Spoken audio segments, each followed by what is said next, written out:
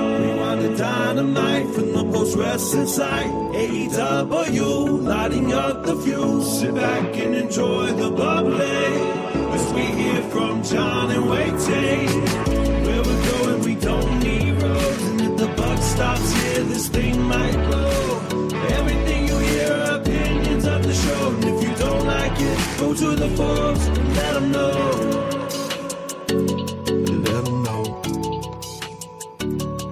Here we are, everybody. Moments removed from Dynamite. We have breaking news. We have an updated lineup for Title Tuesday next week. Oh, okay, all right. After we spent like a good portion of the XL edition just talking about one of them's my mistake. I did omit the street fight that they did set up with the Hurt Syndicate against Ricochet and GOA. So they had announced that. So there were two matches. They have also announced Brodido against Okada and Takeshita for the AEW tag titles next week. Yeah, actually, that was announced on the show too. Was that announced? Or they at least made the challenge on the show. Okay. Yeah. I completely missed that. There was a Callis family segment. Okay. Well, I'm sorry, folks. I'm so sorry. Okay, so what else? What else is on the show? That's it. With the Mercedes match. So we got 3 matches. Okay, so 3 matches. I mean, okay. Well, for 2 hours, fine. I mean, we're probably not getting it. Well, we'll get more than that. But anyway, there you go. That's the setup. Where are we going? Thursday, Wai. Mm-hmm. Nobody speak. Are you ready to talk about the Free Press? I am. I'm looking forward to this one. It's a very topical one. This is a documentary that I don't know if it's really gotten that much discussion among wrestling circles when it was first released in 2017. But I feel like it's even more relevant today than it was back then. It's a Netflix documentary, largely focused on the idea of how billionaires can basically attempt to silence journalism through their power. And to illustrate this, they use the Hogan versus Gawker trial. And John, you and I actually went to one of the premieres of this in the world. And I feel like back then we were one of the first few people to probably actually watch this. And we both went in, maybe more so just interested in the whole journalistic aspect. I don't know if I realized, did you, that it was so centered around Hulk Hogan and Gawker? Yeah, I seem to remember that was covered. I don't think I realized it was going to be so prevalent. Like basically the documentary is broken up into 2 chapters. It's like the Gawker trial and then this purchase of the Las Vegas Review-Journal, and sort of taking an overall look at the consolidation of media and just a lot of, just the First Amendment being under fire here. And this is, again, we're speaking about 8 years ago. Mm-hmm, yeah. So we'll be talking about this whole documentary. The first time we've actually been able to speak about it at length tomorrow on Rewind-A-Wai in the Post Wrestling Cafe. And joining us will be the person who chose this review, Neil Flanagan. He'll be joining us for the entire documentary. And of course, I'm very curious about his thoughts on it as well from a journalistic perspective. Yes. Nobody better than 2 Canadians and an Irishman to talk about the First Amendment in the United States. We can have an opinion. We're casual observers. We're not in the thick of it. We can look from our from far away. But I'm looking forward to this discussion. So that's coming out Thursday on Rewind-A-Wai, and then Friday, Wai and I are back with Rewind-A-SmackDown, and into the weekend we will have Collision Course Saturday night with Kate from Montreal, and Wai is on Collision duty to see Eddie Kingston against Dralistico. Yeah. 2.5 was not enough hours of AEW Dynamite content. I'm used to 5+ at this point, so bring it on. Wai is going to be refreshing Tony Khan's Twitter all day Saturday to find out what he's going to be watching Saturday night as that show comes together. Also this weekend, the long and winding Royal Road makes its long-awaited return as Rich Fan will join WH Park. They are chatting about a Kenta Kobashi Toshiaki Kawada match from 1995. Where they may or may not go the hour. Spoiler, 30 years later. There you go. This is episode 49 of the Long and Winding Royal Road. So episode 50 is coming up. So get set for that. He might even why is that a big deal? It's just an episode. It's just what? It's no 6. You know, 6 is really the magic number. Yeah.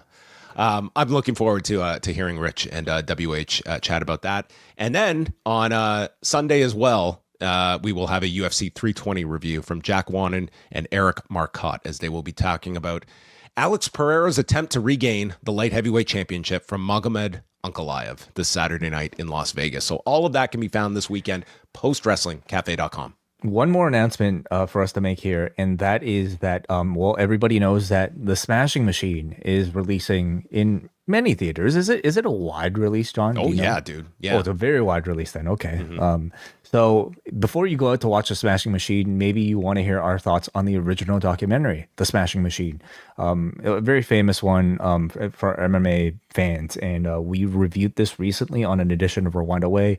John and I will be releasing that particular podcast for free on the free feed on Friday. So maybe you want to watch the documentary before or maybe after you watch the movie, then maybe you want to get our thoughts too.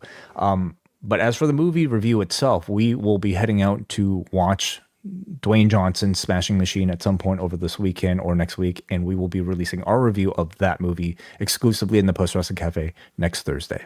That is right. So head on over to postwrestlingcafe.com. $6 a month gets you 30 days of access and all of the bonus shows. Our Smashing Machine review will be out next week. Nobody Speak this week. And then we're doing reviews of Bound for Glory, King of Pro Wrestling, and so much more throughout the month of October. So look out for all of that. Let us now head on over to the 6th anniversary of Dynamite, this 2.5-hour special from the Seminole Hard Rock in Hollywood, Florida. WrestleTix's latest number, 3,650. And if you got there before Dynamite, you got to see arguably the best female wrestler in the world as Saray wrestled on ROH, teaming with Alex Windsor against Billy Starks and Diamante. That's cool. Wow. I had no idea until just now. Well, I mean, this was my pick for Female Wrestler of the Year last year. So I guess she is not technically from Florida. So I guess she would not qualify as a Mercedes opponent for next week. But that would be a hell of a match. She could show up in the aftermath, I suppose. You know, that is one of the teased opponents, I guess. She does have a belt. She's got the strong, is he, wait, or is she the IWGP? What belt does she have? What title does she have? IWGP Women's or the what are the other ones? I think she's got the women's title. You're putting me on the spot here. Anyway, is she the elusive 10th championship that Mercedes Moné will be holding? She's the IWGP Women's Champion currently. All right. Probably not happening, but nonetheless, Brandon She's Cutler, also the Skabon World Champion. Oh yeah. Which Skabon. I don't know if she'll be defending that one. I don't know if Monet wants that. She has her limits. Cutler is filming the Young Bucks outside, and Matt has a great idea for his entrance. He's going to go put it together. So Nick goes into the casino, and much like Mark Wahlberg in The Gambler, he loses it all, and he comes back. Matt's got to go pay for the entrance, but Nick has lost all their money, and they stare at one another, and then we just do a dissolve into the same stare inside of the ring as they are identified as the Broke Bucks. So they're back to being poor now. Yeah. You see their account balance, John, it says 0 in the graphic itself. They couldn't even get an entrance. They're just announced from the ring itself. Yeah. Well, good thing they work for a company that often gives out 6 figures for trios matches. Like they should be fine in no time. They do have to win, right? This is just the up and down nature of being an independent contractor in AEW. Yeah, certainly. I mean, we all knew this would be the end result, that they would lose their money and just be a lot more fun being broke again, right? I guess I just assumed that it would take place in a much more of a sort of like bigger way than just like what was ultimately like a 90-second video package. You know, they went from like being rich, and then just in one swoop broke. I think he should have gone in though and just played. He should have just played blackjack and put it all on like one. Should have went all in. Yeah, he should have and just lost it in one fell swoop. I think he should have made like a ridiculous bet. Like don't they have a DraftKings promotion? Maybe he could have lost it all on like, I don't know, betting on the Jays to lose. Well, I mean, in some years that would be a safe bet, but maybe not this year. No. Mm-hmm. Brodido and Kenny Omega against the Young Bucks and Josh Alexander. Bandito ended up getting to do the Macarena with a tag partner, but it was not Brody King. Instead, Kenny Omega. He engaged. And he was more than happy to. Kenny yes, Omega. He was very excited to be back here. Bandito hit a moonsault to the floor on all three, and then it's Brody hitting repeated scoop slams, ending with Bandito slamming Brody on top of Josh Alexander. The Bucks stop a Terminator dive with super kicks, and they get the advantage on Omega as they go to picture-in-picture. And then King, eventually, he is in, hitting a cannonball off the edge. Kenny hits the Terminator dive and then chases after Don Callis, who runs away from the broadcast area. There's a 21-plex. Nick lands on his feet, and the babyfaces manage to do several counters, leading to a triple pile driver spot. The Indie Taker gets intercepted by a Brody forearm smash, and then, after a Poison Rana to Alexander and a powerbomb, Omega connects with a pair of V-triggers, and it's a 21-plex, followed by the One-Winged Angel, and Kenny Omega pins Josh Alexander. And hell of a match to open things up. An amazing match. I mean, anytime you have the Bucks and Kenny involved really in anything, you have a certain standard in mind, and they always live up to it. This trios match was really no different. And as you would expect from like those types of matches, incredibly well created and well coordinated sequences with very tiny margins of error, and almost all of them executed like flawlessly. Every second of this I thought was very exciting and even memorable, and I found it very satisfying in every way. I mean, Brodido are just, I think they're on fire right now, and I don't know if they're a team that were even supposed to have this run at all, but they fit in so well, like obviously with like the Bucks and Kenny dynamic. I shouldn't be surprised, but I was surprised at how well Josh Alexander meshed with the Bucks. Like, they worked so well together that you would have expected them to have tagged together for years up until this point. But he was great here. Kenny, I thought, looked amazing, man. Like, I'm sure there's still health concerns, and I'm sure like time off is still very necessary for him. But like, he was still working. Okay, he wasn't on TV, but he was still really busy. Okay, sure. Yes, I understand. He was fine. Okay, he was still doing stuff. Okay, he wasn't just. It was not time off. Just don't call it time off. I know. He wasn't on TV, but that's not time off. Okay, just because you can't see him. Okay, he was understood. He's there in spirit. But I mean, at least at this point from watching this, like, we have no reason to be concerned at all, or at least about his ability to perform. He looked tremendous here. Yeah, so Omega left with was alone with the Bucks in the ring, and then Josh attacks him, and the Bucks are somewhat conflicted here of like, were they about to reunite with Kenny or not? And then Jurassic Express walk out, and this leads to a double DDT by Perry, and then a pair of choke slams from Luchasaurus to the Young Bucks, and Kenny sends Josh Alexander out, and then Kenny gets into Jack Perry's face, and they have a big argument back and forth as Perry, he just then puts Kenny aside, dives onto the Bucks, and fights them to the back. And so let's just go back here. Kenny was laid out a month ago by Kyle Fletcher with a brain buster off the apron through the table, which was, they did show the clip at the beginning of this, so that's not like completely out of sight, out of mind. But it certainly did not feel as though Kenny is going to that match right away. I really hope we get to that match. I'm sure we will, but it better not be in like a year. Well, he's got to work through the rest of the Callis family first. Well, he's got a lot of people to go through. Like, dude, if he has to go through the Callis family, that is a year away before he gets to Kyle. Be like 3 years before we get to God, we're gonna get like the back-to-back match, the best of 7 with Lance Archer. Yeah. So, but this, and then this Jack Perry thing, which is funny because that Vice interview was just done with Jack Perry the other day, where it mentions Jack Perry at one point was earmarked for a program with Kenny that got scrapped, and it looks as though they are very much going to go to that. This attack is referencing a prior stretcher attack Yes. Kenny, right? Yeah. Don't forget that from a year and a half ago. Was it this one with all the blood coming out? I believe this was the projectile blood vomit angle. Like the one involving Okada and the Elite. This was around March of last year. Okay. When they knocked them off the stretcher and such. Kenny has had a lot of getting laid out attacks since, and this segment tried to he's got a list people to kill. It's very long.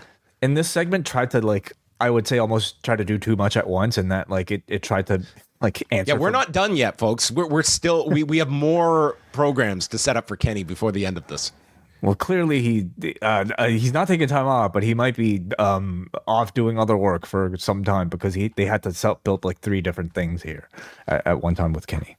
Maybe they'll do a whole Kenny Omega pay-per-view, and he's going to go through all his adversaries in one night.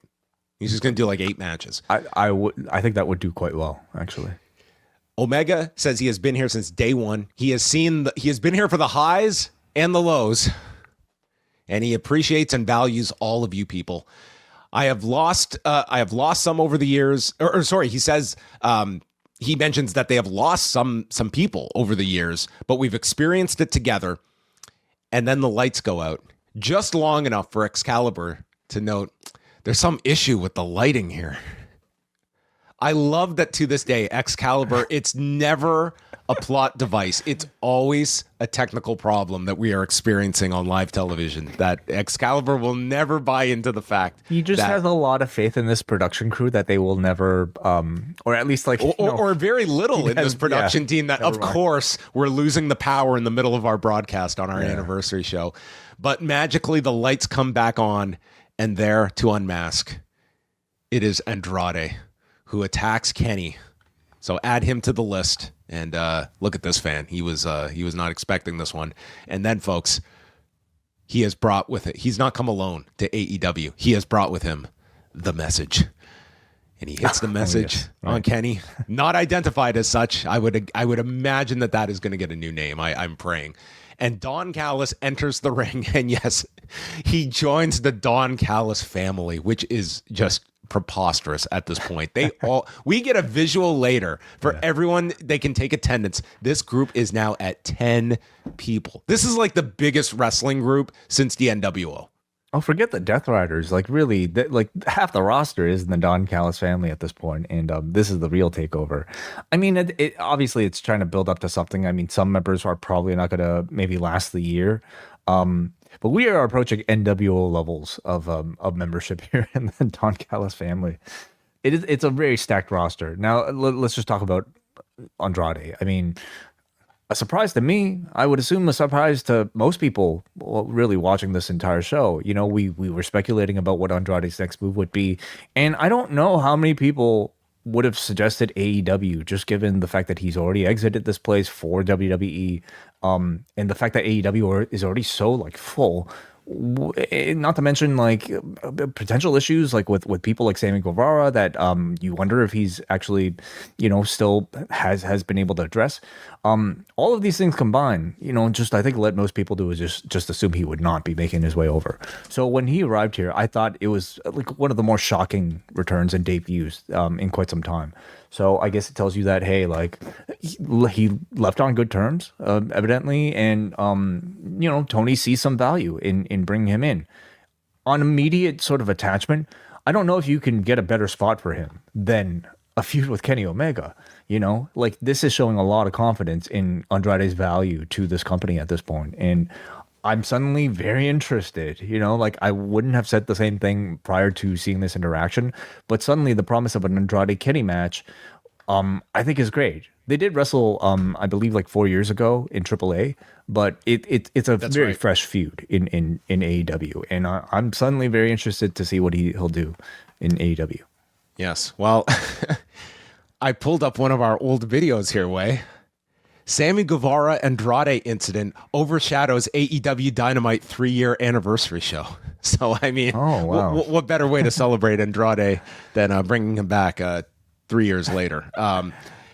Listen, I think at the end of this, I think Tony Khan obviously sees a value in Andrade, who I think is he's landing on his feet well beyond what I think many people's expectations were.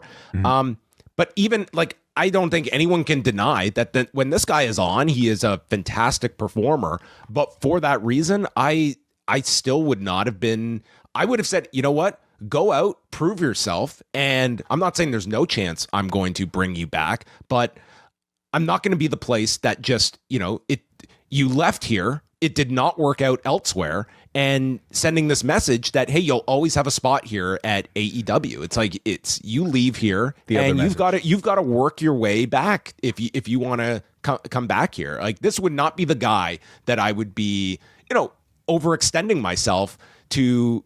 Like, what is the threat of losing this guy to? I mean, he would okay, he can go to like where's he going to go that like he would be out of reach for AEW. But I mean, he had an idea, he has a plan for him, and he's coming in, and not just coming in for the sake of it. Like, he is coming in for a upper level program with Kenny Omega. So, I mean, I think that's probably where it begins and ends, is he thinks this guy is a tremendous performer and is willing to go to bat and give him another shot. But I just don't know if I would have been making the same move.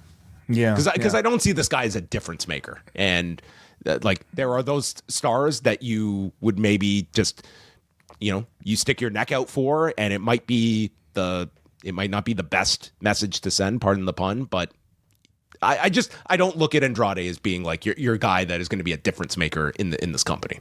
Mm-hmm. Well, you never know. You never know what changes somebody might have been able to go through. I mean, look no further than CM Punk is somebody that I think received some of the biggest naysaying, and look how well he's turned out, right? I mean, this is not CM Punk, of course. But he would be out of his mind to come back to this company and not realize that, hey, I probably do not have an easy return. Like, this is my chance that I think he comes into this with a lot different perspective than the first time around. So, I mean, this could turn out to be like a great pickup for AEW. We will see, because he does have, I think, that kind of pressure behind him on this run. And this also, I mean, just naturally, I think everyone expected CMLL to want him, and this only solidifies that, because I'm sure he's going to be doing Arena Mexico shows very soon. I like the fact that he's coming back as a heel. I think that's a very good move compared to how he left WWE. I'm very much looking forward to more Spanish introductions from Don Callis, if we're getting more of that for Andrade. I'm also very curious, of course, to see what interactions he may or may not have with LFI and Sammy Guevara. I mean, obviously, everybody's in the same company. I'm sure everybody's adults and they can work together fine. And I also imagine, like, that might be something that, like, they will play with for storyline purposes. So I'm looking forward to the match. So we got Kenny going up against Andrade. Kenny, something to do with Jack Perry and Luchasaurus, although that's probably not so much a match against each other, but maybe more of a team up. Kenny and the Bucks have a dangling thread. And am I missing anybody? Fletcher, of course. Yeah, like the biggest one. Like, at the end of this, I do have to say that the Kyle Fletcher thing felt like it almost felt as though it was almost forgotten by the end of this. It's in the back burner for now. It's on the very far back burner. I'll tell you though, like, on that list that I'm kind of, I don't know if I'm sensing we're actually going to get, but I really want to see the Josh Alexander match. Like, that was the interaction here, but by the end of this, it felt like it was like number 5. With Kenny? With Kenny. Yeah. Oh, okay. That's Alexander's dream match. Right, and it wasn't really didn't really feel like it was built up as any sort of. You might get that on Collision. Yeah, sure. You'll find out at 5:00. Support for this podcast comes from NordVPN. It's gotten really expensive to be a wrestling fan, so it's no surprise that VPNs have basically become an essential tool if you're watching wrestling week in and week out. I'm lucky. I live in a territory where I get full access to WWE programming and premium live events on one streaming service for one fee. But let's say I travel to the US for a month. You really think I'm going to juggle a bunch of different services just to keep up with Raw, SmackDown, NXT, and PLEs? Instead, I just boot up my NordVPN, set my location back to Canada, turn on my streaming service, and I'm good to go. I even have the NordVPN app installed right on my Apple TV. A couple clicks with my remote, no wires, no technical knowledge. Done. So go to nordvpn.com/postwrestling, sign up for a 2-year plan, and you get 4 extra months for free with the 30-day money-back guarantee. nordvpn.com/postwrestling. Stay safe, save money, and take control of your internet with Nord. Then they aired this great video package going over all the highlights of Dynamite. And what was most interesting in this was not only did Andrade make this video, but Cody Rhodes and CM Punk all got very quick snippets. Like they pretty much got everyone of significance that has wrestled in AEW into this like 4 or 5 minute video package. With a lot more focus, I would say, on like the actual current stars, that they can actually use. But yeah, I must have missed that even because I was almost like looking out for any sort of significant. They showed Cody delivering the moonsault off the cage to Wardlow, and they had Cody. They had Punk in the face paint when he teamed up with I think Sting and Darby. Like a focus shot of them? Yeah. Okay. I mean, it was very quick, but he was in it.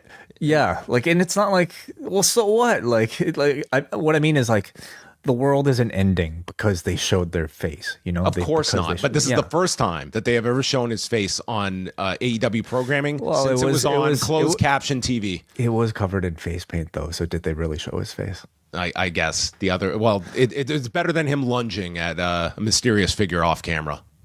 No, they didn't show that. As part of the highlights. That actually would have been hilarious if they put the black and white footage in there. Yeah.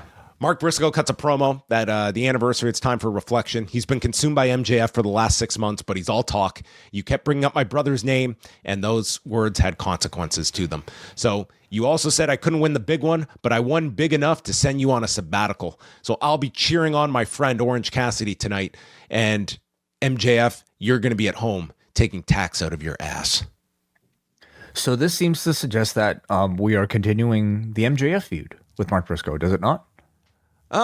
Somewhat. I mean, I don't really get any clear sense of Mark Brisco. It's like he won this big match, but it hasn't really opened the door for him to go for anything bigger. Like I thought he was going to say at the end of this, you said I couldn't win the big one. I beat you and I sent you home. And now it's time for me to go for the big one or something like that. But he didn't really make that clear. Like he was trying to get that TNT title match with Kyle Fletcher. And he didn't really make that his target from this promo. It's just, hey, my buddy's going for the belt. So maybe he will. Like Orange Cassidy failed tonight. And maybe Brisco is going to challenge Mark or Kyle Fletcher.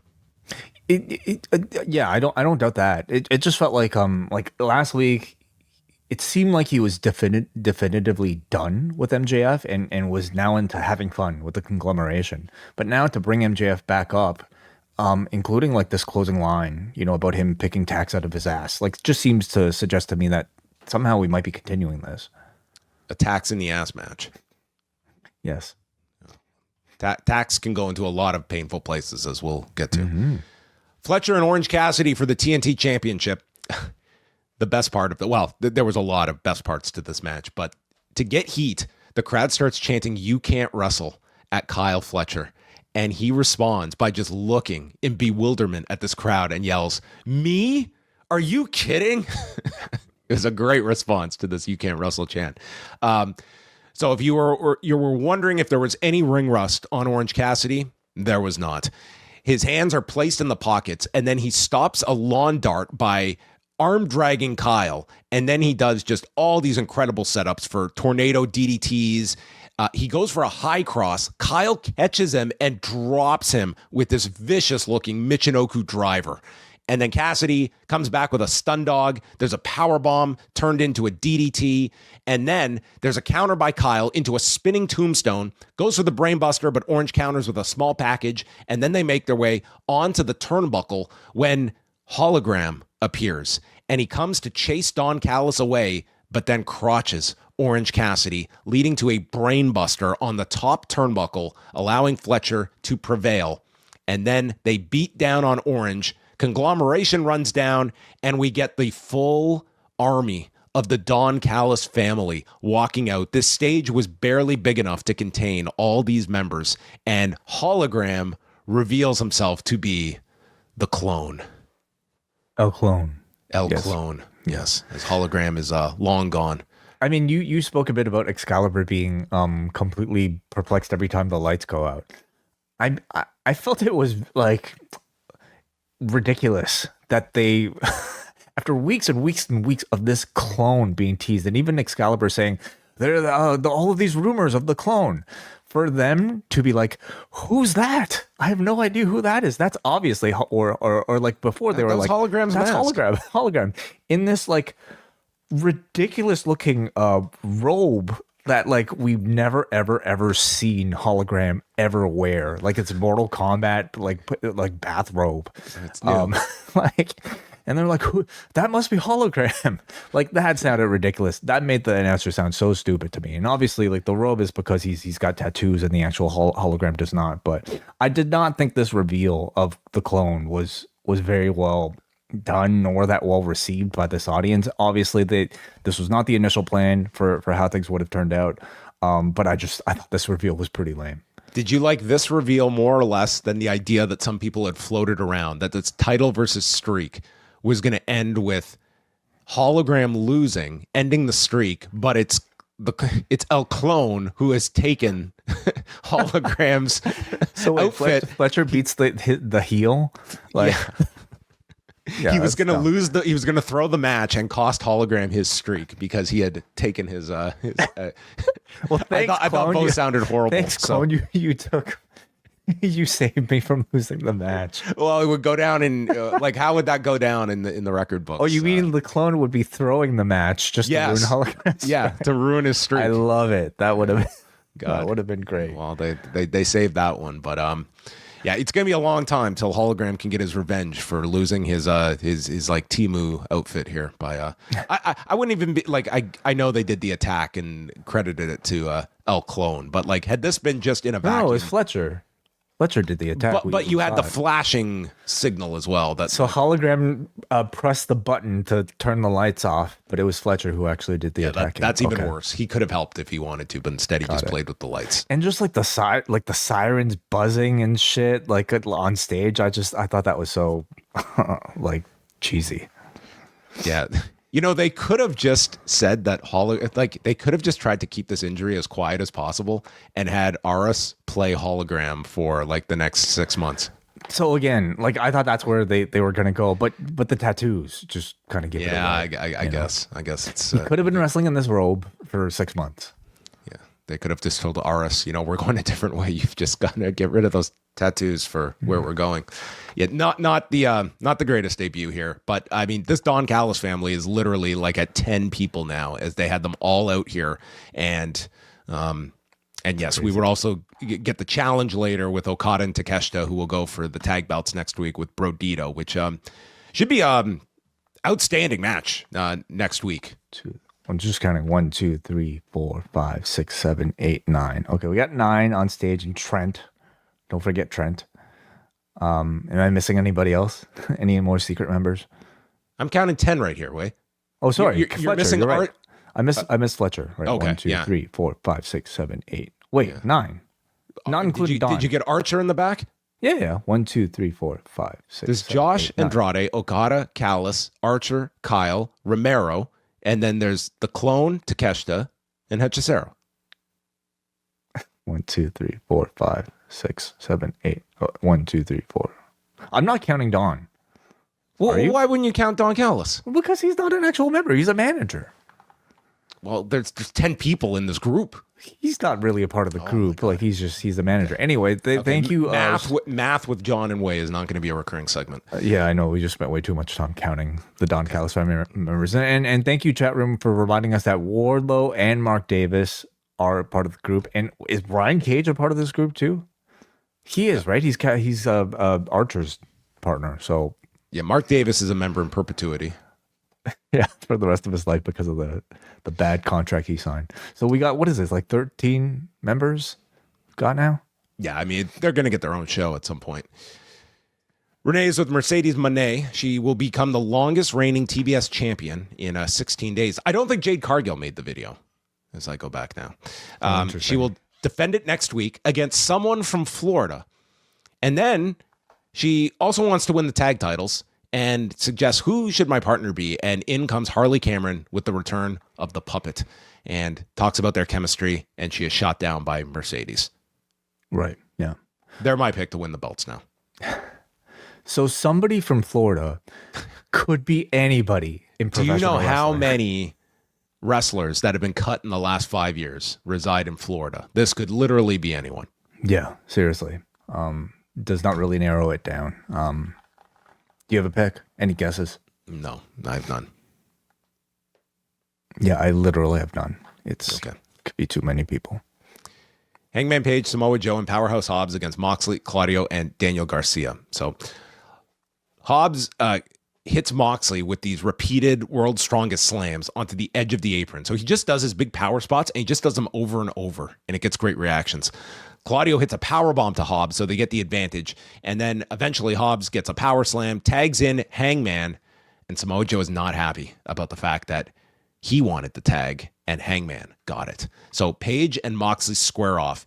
He avoids the Deadeye. Then Claudio is in, hits a pile driver to Hangman, and then they regain control on Hangman. Hobbs comes in, hits a spine buster. Joe finally enters and knocks Garcia off the apron. There's a paradigm shift to Joe. Buckshot connects to Moxley, and then he is caught with the pop-up uppercut from Claudio. And then as he goes for the neutralizer, Hangman avoids, hits the Deadeye, and a match-closing buckshot to pin Claudio. And so the babyfaces get the win. Another very good trios match on the show. And Page hands the two their trios belts, and in handing it to Joe, it slips and falls on the ground. Okay. In Joe's defense, he didn't really just hand it to him, okay? This was a pretty aggressive handing off, all right? I mean, the adrenaline was just roaring through his veins at this point. It's like, you got to be ready for the handoff. I mean, but the handoff needs to be, I would say, a little bit more gentler. A little bit more gentler. I mean, these are, pro wrestlers, of course, but this was a much more of a, here you go, take your piece of garbage. This is not as great as my championship. It's only the trios belt. That was the implication here.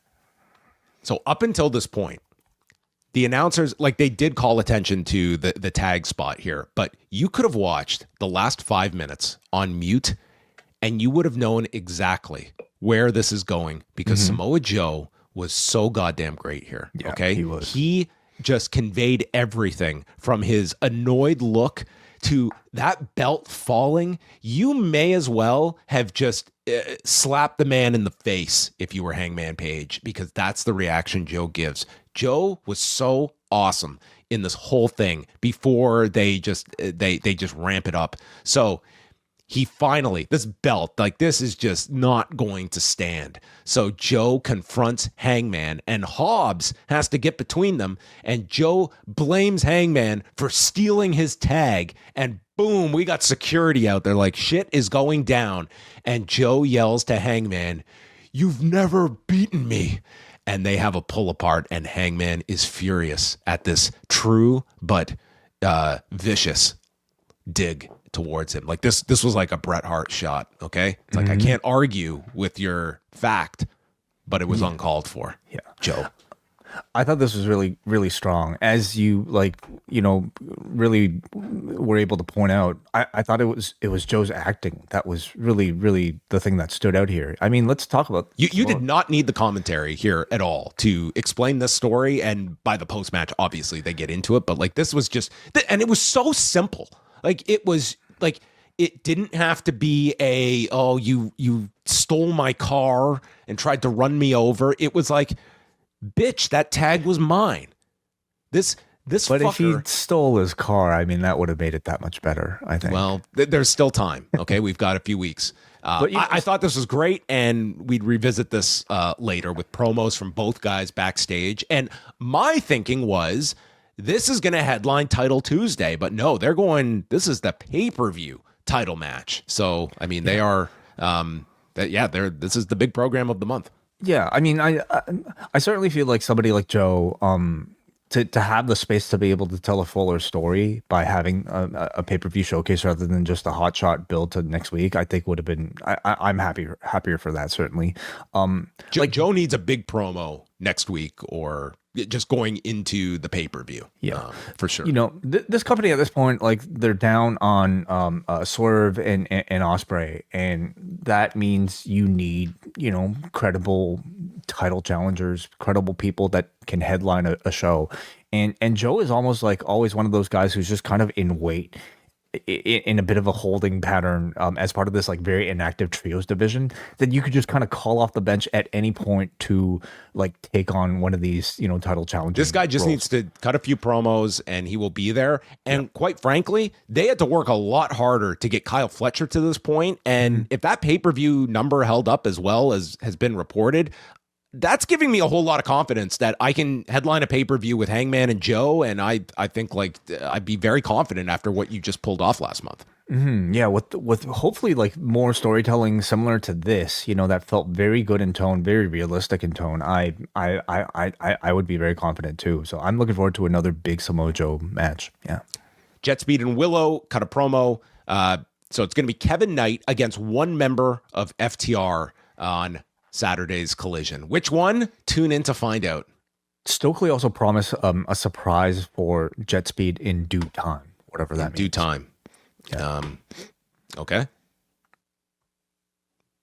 Could be anything. Yeah. I got your visa revoked. Oh dear. Hey, Speedball. Yeah. Another 5 years. Ooh. Yeah. Ouch.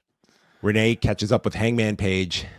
He says, in 6 years in this company, I've never been so confused. It's like, I can think about a promo that you were involved in that would leave you very confused.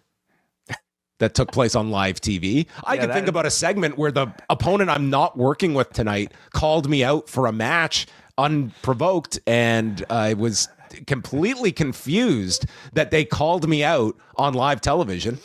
Also segments that did not make the highlight package. No, those did not. The fun the summer of 2022. Okay. He refers to Joe's bitch fit, and he told me I've never beaten him. He credits Joe as being one of the reasons he won this belt at All In Texas, and so he's laying out the challenge for Wrestle Dream.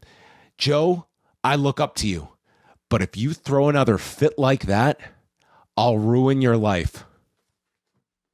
This was the Hangman that was needed in 2022. Where does Samoa Joe live? And I hope it's a gated community. Look out, okay? I'll ruin your life. I will arson your house. So this is what pay-per-views sell upon. I'm looking forward to this. Yeah, I think especially these two the promos. They've got a couple weeks. They could really hammer this one home. Toni Storm and Ty Melo. So I thought these first three matches on the show were just outstanding. And then I thought this one kind of took a dip. It went. It was just the crowd kind of took this as sort of their come down match. Toni comes out. They state that she looks lost and confused without the belt, and she sells a lot for Ty Melo in this match. Ty is working over the arm, doing the Suzuki arm bar, multiple kicks into the corner, and then Storm fires back, hits a DDT, misses with the hip attack, eats another kick, which the crowd boos this. They don't want to see Ty win. She goes for the Ty KO, which is stopped into a snap German, hits the hip attack, and wins with the Storm Zero. And then Storm, as the screen goes to black and white, cuts her promo that at All Out, she did not hear victory or defeat. I heard nothing. A silence that gobbled her up. She was like Bruno Sammartino losing to Ivan Koloff, where it was just silence in Madison Square Garden. And she said that Chris Statlander was everything I wasn't, a glorious champion. And all the questions followed me into the dark. Who am I without the title? But Statlander, I am not finished with you. I need to know one-on-one. And you can name the time and the place. And credit to Toni, because, man, she had to battle through these what chants, which are something that I cannot recall Toni having to deal with here. It was very just annoying. Even many AEW wrestlers with too much. And this was not even one where she was doing like the cadence that like gave the opening for it. It was just fans wanting to like just disrupt this promo, but she just powered through it. But yeah. Well, all it takes is like two drunk fans to like, get it going and maybe other people jumping in. I mean, yeah, I found that to be really annoying, especially like just because I this was like one of Toni's more serious promos. She was really like trying to get into a zone, trying to, vow revenge and trying to discover whether or not she actually has what it takes to be champion, or at least to have some sort of identity beyond being a champion. So almost derailed it, almost ruined it. But I mean, she plowed through and I thought did a great job here, cutting this. The match itself with Ty Mello. I mean, I again, it was fine. Nothing wrong with the match, but nothing that really left an impression. And ultimately, I almost see it as just a bit of a bonus for this crowd because they were really just promised a Toni Storm appearance and not necessarily a match. So to just get it almost just felt like it was a nice little bonus as a prelude to this promo. So Collision's got the Kevin Knight match with either Dax or Cash and Eddie Kingston against Dralistico. And we got promos from Sammy Guevara speaking on behalf of Dralistico and Eddie Kingston, telling Dralistico not to have Sammy speak for you. So Sammy versus Eddie Kingston seems to be a destination, I guess. LFI with Hook and all that stuff as well. I've been really disappointed at Eddie Kingston's return. I mean, I do understand like Collision sort of needs its own appeals, but I would have at least Eddie to have cut like a longer sort of in-person promo on Dynamite at this point. This guy desperately needed a promo upon returning. Like last week should have been out like after All Out, come back and just cut like a big Eddie Kingston promo about what he's been through for the last 16 months. Like this is like a massive injury he had to come back from. And I think like that's what's going to get Eddie Kingston across is the promos and not just like the matches. I think you want to have that big return promo. Renee catches up with Joe and Hobbs. Joe is not surprised at this Hangman challenge. We are not allies. This is not a misunderstanding. This is very clear. And maybe I've been too busy with the Death Riders and forgot who I am. And I'm going to need to remind you who I am. Paige, you have never been greater than me on any single day of your life. This is all cowboy shit, but unfortunately, you're standing in front of Samoa Joe. Allow me to welcome you to a world of deep shit. Amazing. Samoa Joe cut a promo. He needs a shirt next week. Deep shit. Well, the crowd start chanting, deep shit, deep shit. This was great, man. They really did a great job. Like, if you were to tell me before the show, they're going to go with Hangman and Joe at the pay-per-view, I would say, okay, like, it feels like certainly if it's, you know, it's a former champion. It's kind of just, we got to heat someone up for Hangman. But I think that's really underestimating just like these are two of your top talkers that I think will do a really good job, as opposed to had they just done this for next week's TV, for instance, where this would just come and go. But you've got several weeks that Joe does not disappoint when called upon, one or two times a year to do the big match. And I think that'll be the case here, but it is an interesting one to see how well they can perform on this pay-per-view. I feel like Joe is one of those examples that show that, like you can get older, and not to say Joe is showing any sort of signs of aging, like in his wrestling whatsoever, but like you can get older, but you can still be maybe even a better professional wrestler because your acting ability and your promo ability might continue to increase, which for him, I feel like it really has. So he, like, for that reason, I'm still very excited about Samoa Joe in 2025, in these sort of positions. Again, I'm hoping for more promos, more heated storytelling. How deep into maybe a heel role does Samoa Joe fall into? Or do they just kind of maintain this as like two baby faces that like really hate each other? All right, and from there, we move on to GOA against The Swirl with Ricochet on commentary. What an awful name for a tag team.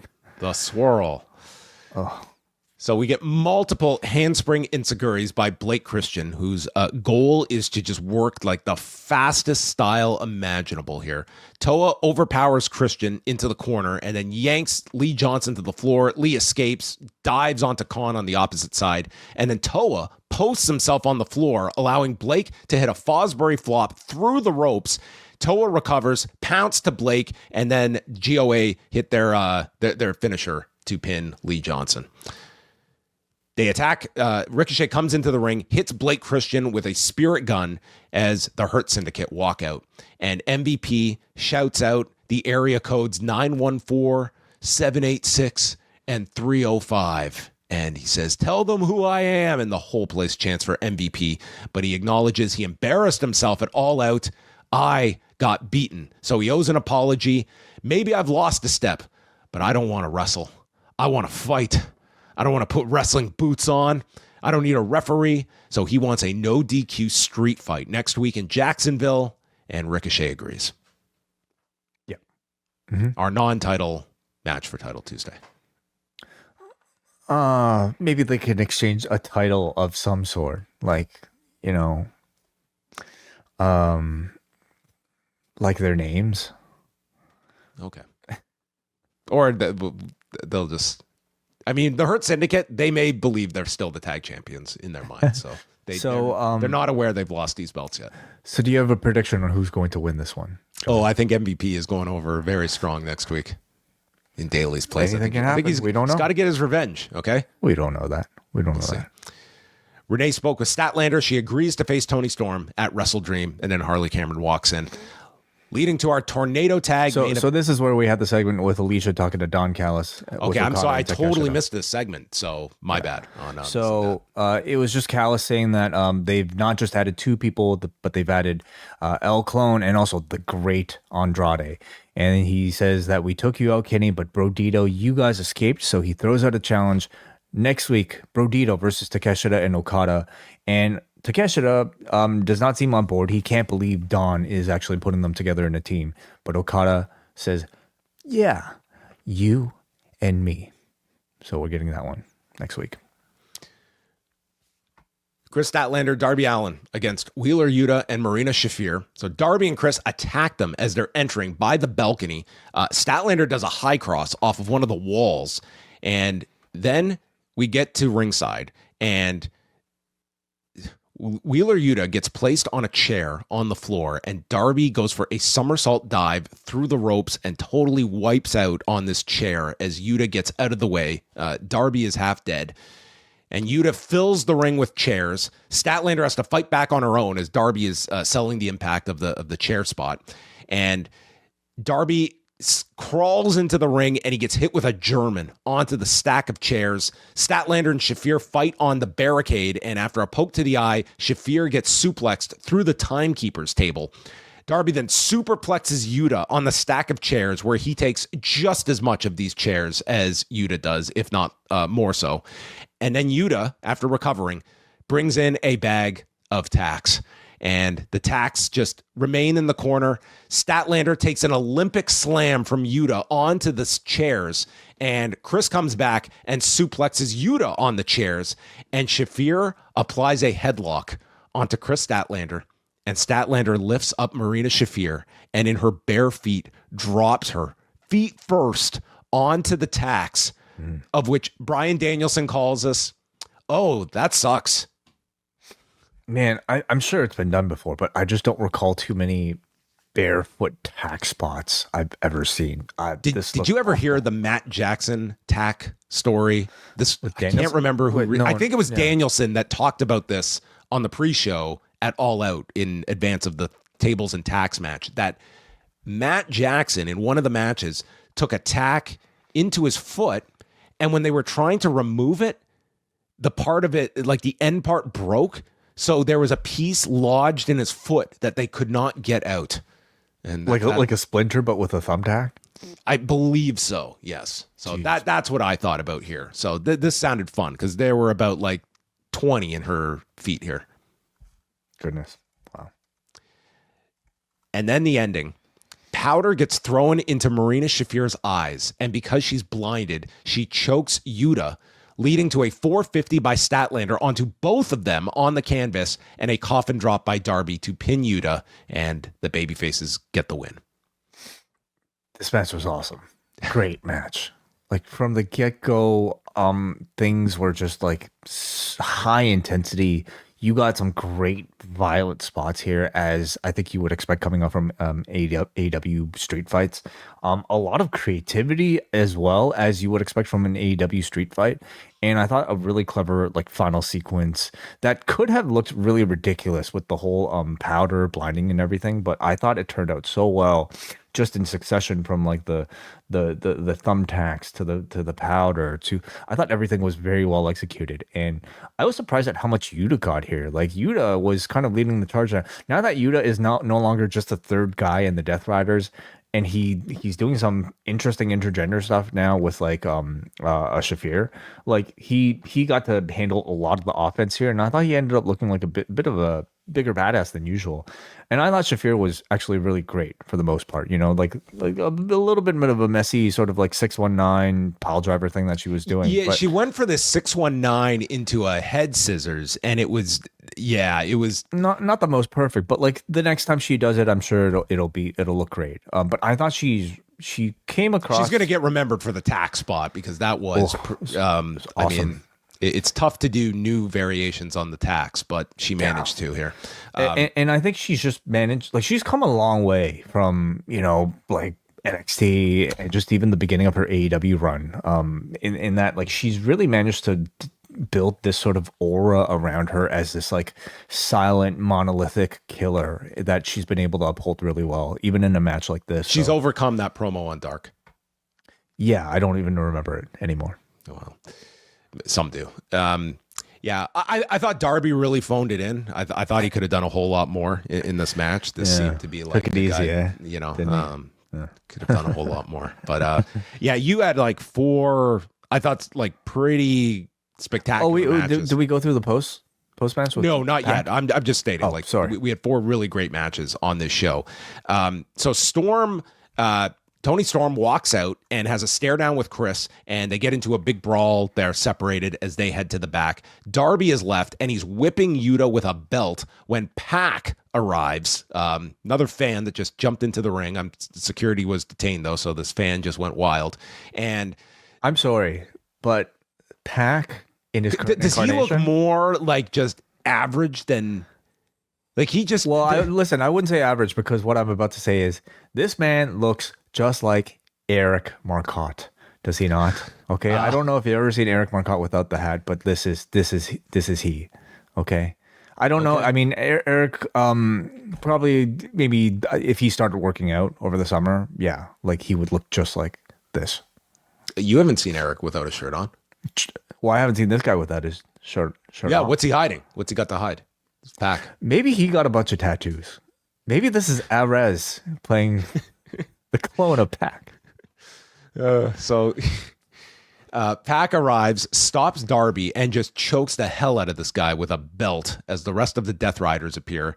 Moxley says, "You have zero chance of doing what you need to do to win at Wrestle Dream. I don't know how I'll do it, but I will make you quit for the first time in your career." And then for good measure, Pac just took this guy's head off with a lariat to end the show. And Darby left for dead, as I imagine this man is going to be left for dead many times over the next couple of weeks. He's very good at being left for dead. Yes. Yes. I thought a stronger end to Dynamite this week than last. And I thought overall, like a very strong edition of Dynamite, both in ring and also in terms of build for the next show. Yeah, I mean, they had a bunch to do here between like next Tuesday's show, which, I mean, we do have 3 matches for it, so that's not nothing. Completely disregard our entire conversation. No, I would still say by the end of this show, in terms of like, I still would maintain like this next Tuesday show, I don't feel it's been built up to any degree that, you know, prior head-to-head contests have been treated. Like this does feel as sort of just... We're doing Dynamite on Tuesday, and that's it. We're not in this to win the night or have this. Like, I did not sense like this is a show that is coming out to win the night.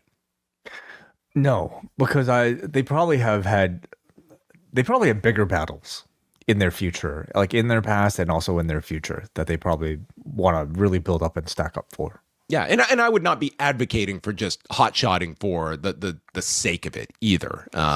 But yeah, we will see what the full card is. But yeah, Wrestle Dream, we now have, 3 matches? We have Hangman and Samoa Joe, Chris Statlander and Toni Storm, and the I Quit match thus far. All right. Mm-hmm.